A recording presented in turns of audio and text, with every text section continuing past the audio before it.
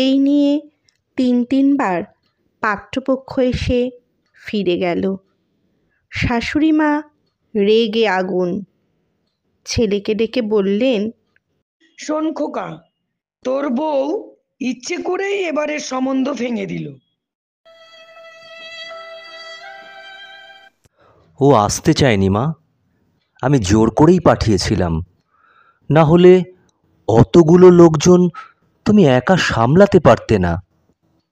তুই তো এখন বউয়ের হয়েই সালিশি করবি, বোন তো এখন পর। তুমি এ কথা বলতে পারলে মা? এবারের সম্বন্ধটা তো আমি এনেছি, তাও তুমি। হ্যাঁ, তুমি এনেছো আর তোমার বউ তা বিসর্জন দিয়েছে। মা, এসব তুমি কি বলছো?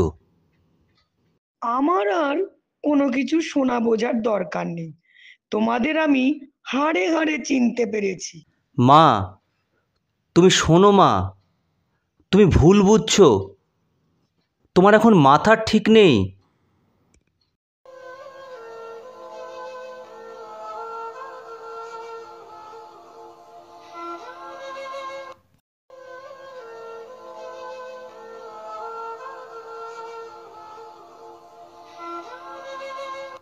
সমন্বয়কে কষ্ট পেতে দেখে চোখের জল ধরে রাখতে পারে না মধুরিমা। নিজেকে বড্ড দোষী মনে হয় তার। কি বলবে বুঝে উঠতে পারে না। সমন্বয় বলে, তুমি দুঃখ পেও না মধুরিমা।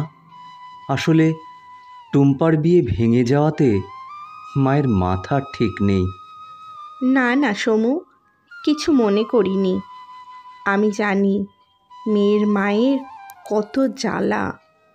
বলে কোথায় যেন হারিয়ে যায় মধুরিমা।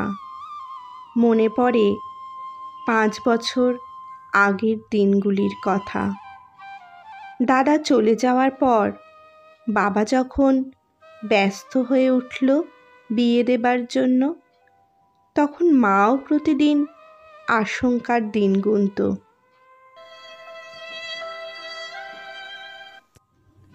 সংসারে রোজগেরে বলতে তখন শুধু দাদাই ছিল। কিন্তু অ্যাক্সিডেন্টে দাদা চলে যাওয়ায় বাবা একেবারে দিশেহারা হয়ে পড়েছিল। সমন্বয়ের সাথে বিয়ে হয়েছিল শুধুমাত্র তার মায়ের সুন্দরী বৌমা চাই বলে। সমন্বয়ের মা বলেছিল, দেখুন, আমার ছেলের অনেক সম্বন্ধই এসেছে, এমনকি চাকরিওয়ালাও মেয়ে, কিন্তু আমার একটাই দাবি, বৌমা আমার সেরা সুন্দরী হতে হবে, তাই আপনার মেয়ে। কিন্তু সেদিন তার ভাবা উচিত ছিল তারও একটা মেয়ে আছে। ভাবা উচিত ছিল মেয়েদের রূপটাই শেষ কথা নয়। আজকে টুম্পার সম্বন্ধ দেখতে আসা পাত্রপক্ষ ফোন করে যখন জানায়, আপনার বৌমার মতো সুন্দরী হলে আমরা ভাবতাম, মধুরিমার তখন মনে হয় এ যেন শাশুড়ি মার কৃতকর্মের ফল, যা টুম্পাকে ভুগতে হচ্ছে। কিন্তু খারাপ লাগে এক অসহায় মায়ের কথা ভেবে। এমনকি টুম্পার কথা ভেবেও কষ্ট পায় মধুরিমা। মনে পড়ে রবীন্দ্রনাথের সেই লাইনগুলির কথা, নারীকে আপন ভাগ্য জয় করিবার কেন নাহি দিবে অধিকার, হে বিধাতা।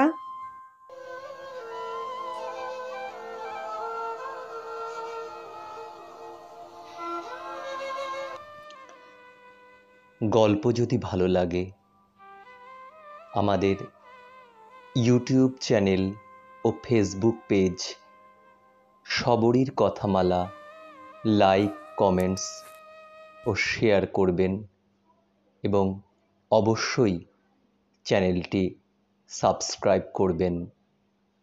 গল্পে থাকুন, ভালো থাকুন।